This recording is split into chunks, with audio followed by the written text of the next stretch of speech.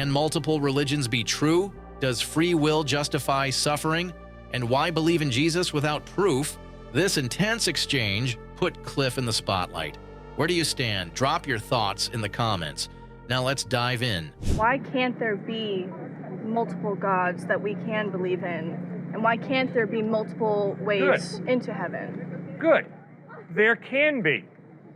But you see, what you've got to answer, ma'am, is why would you believe in heaven? Have you ever been there?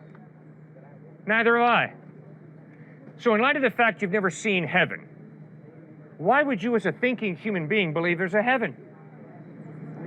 I mean, Why? through the Christian faith, is there not the communication that if you do live by the faith, you are forgiven, you go to heaven? Yes, but ma'am, my being convinced that I'm going to heaven is based on one thing: the trustworthiness of Jesus Christ. Because I've never been to heaven. So I don't know if there's a heaven or not from my experience.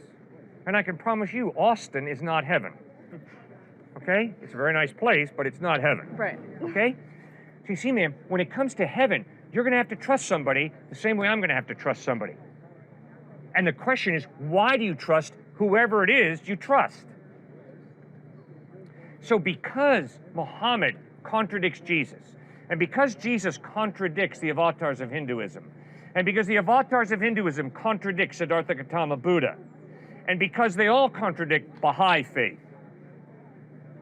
you've got to be on the intellectual level of a cockroach if you say they're all saying the same thing. They're not, ma'am. They're contradicting each other. So either they're all wrong or one of them's right. And now you got to study the Gospels for yourself, Matthew, Mark, Luke, and John, and you got to ask yourself, does the evidence point to Jesus being the truth? And if it does, trust him.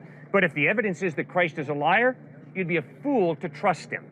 Do not trust Jesus if the evidence is he's a fraud, he's a hypocrite, he's a liar.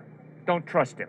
But if the evidence is he's totally reliable, if the evidence is he really did die and rise from the dead, then you can trust him, and he's the one who promises heaven to everybody who puts their faith in him. And here's something that my atheist agnostic friends have to acknowledge if they're being intellectually consistent. Because they believe there's no heaven, no day of judgment, that has big implications for now, today.